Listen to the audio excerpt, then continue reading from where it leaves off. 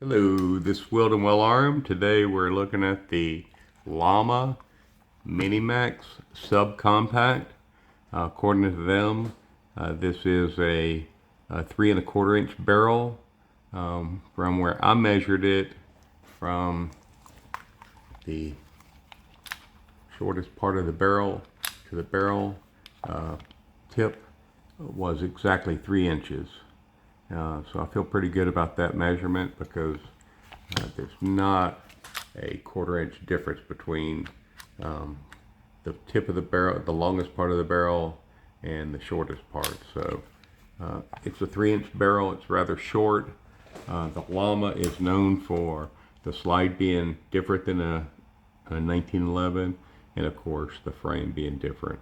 I did try to put in the Para P12 magazine, which would be identical to the WartHog. It would not lock up the grooves. The magazine catch groove looks about the same, but apparently it's different enough that it won't work. So this has been cleared, so we'll open it up, look down the chamber, nothing there. And with the magazine, there's nothing there, so we'll put that back in. So this is a bull barrel, no bushing. It's a real good little shooter. I shot 30 rounds in it. You'll see that after this tabletop. I'll include in the same video, and we'll show how it does. So anyway, looking at it, the trigger is rather difficult, so we'll do some trigger pulls just to show you what I'm facing. 5.9, 6.15, 6.11, average 6.67, so 6.5 pound average. I'd say it's averaging a little bit heavier than that from my experience. So anyway, what we're looking at is 3-dot sights. So it does have the sights in the front. This has been painted white. It does shoot high for me, and that was pretty consistent, about 4 inches high. The short barrel radius doesn't really help, but I was able to get about a 3 to 4 inch grouping with almost all my shots. So I'm pretty happy with that. The safety is rather stiff. There we go. Wasn't all the way back. All right, so you can manipulate it with your thumb, at least I was. Looking at this, we're able to compare it to the P12, which has a similar footprint. This is considered a subcompact, and I consider this a compact. So when you lay them on top of each other, this one's barrel and slide is about a 1/4 inch longer and about a 1/2 inch taller. Even with the extended pinky, it's a 1/4 inch longer. So both do grip really well. Got the full purchase here, and you can see here you also get the full purchase. So the big difference in the two is this is an all steel gun, so this weighs 2 pounds exactly. According to the website, the Llama weighs 31 ounces, but I found it weighs 32. This with the red dot weighs 26 ounces, so considerable lighter.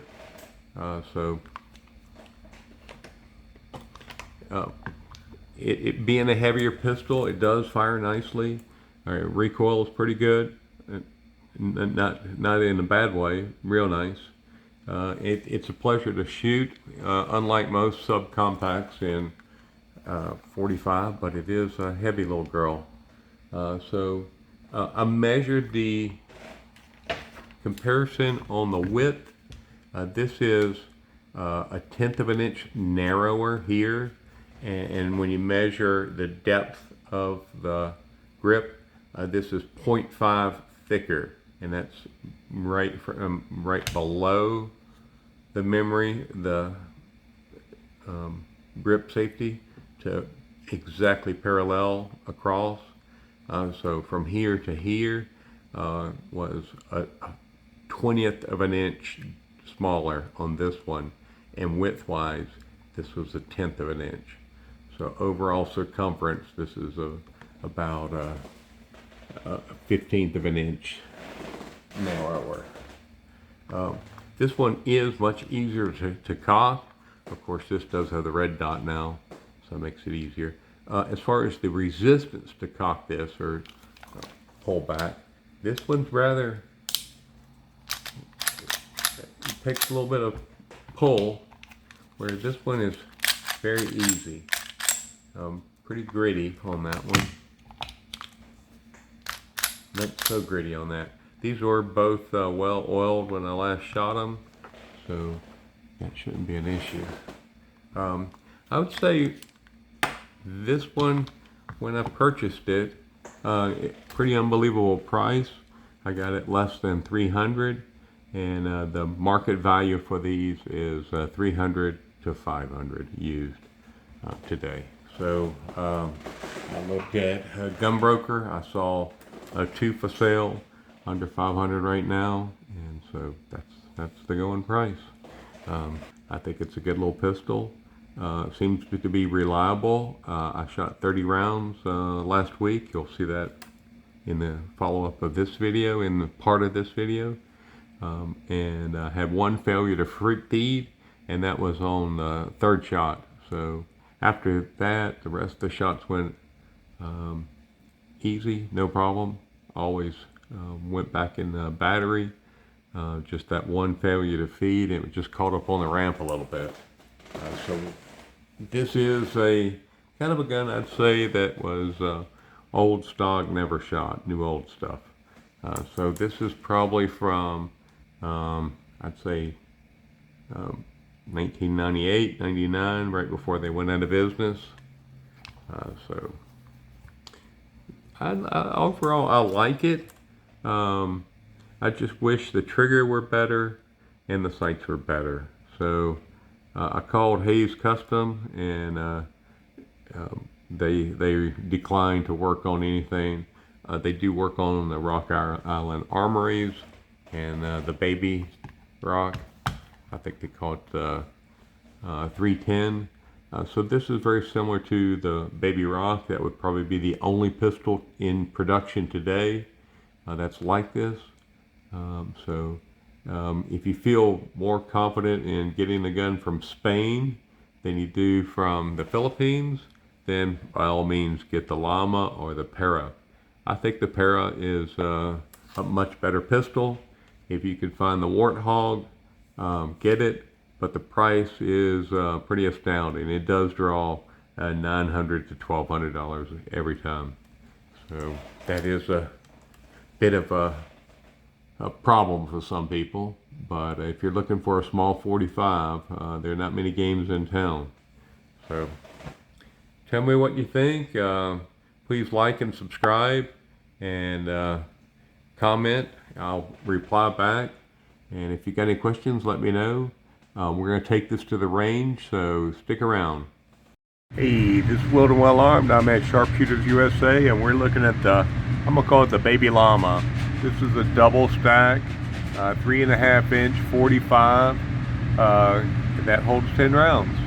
So anyway, trigger is pretty ferocious. It's about an 8-pound trigger, and for a 1911 or 2011 style pistol, double stack 1911, that's pretty crappy. So we'll see if it's accurate. We'll send it off to get it customized. But anyway, tell me what you think, and let's give her a shot. All right, we're gonna go bottom target, orange target.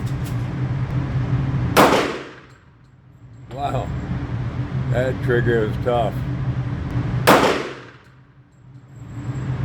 It's shooting a good 8 inches high. Unbelievable. Failure to go forward. Failure to feed, I guess.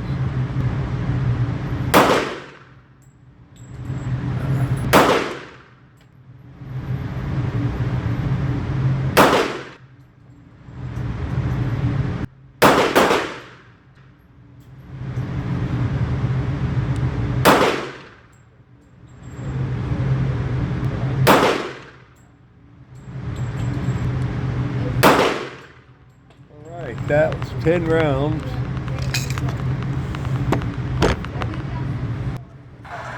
All right, just to save a little bit of time, this is not my favorite pistol to shoot, but it is a good little shooter.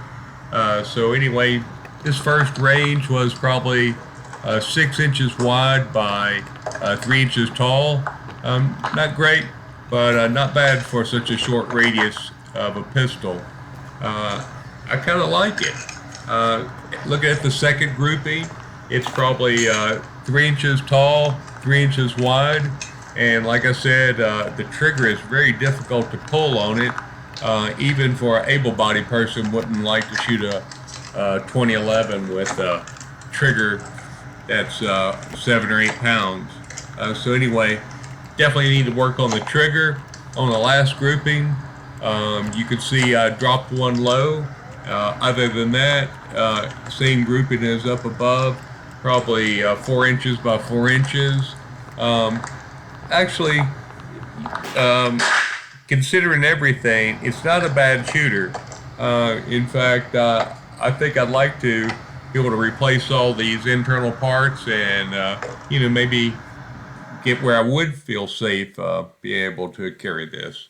Anyway, please like, subscribe, comment, hit the bell, and I'll be glad to reply back anything I can. If you have any other questions, let me know. This is Willard and Well Armed. Have a great day and be prepared.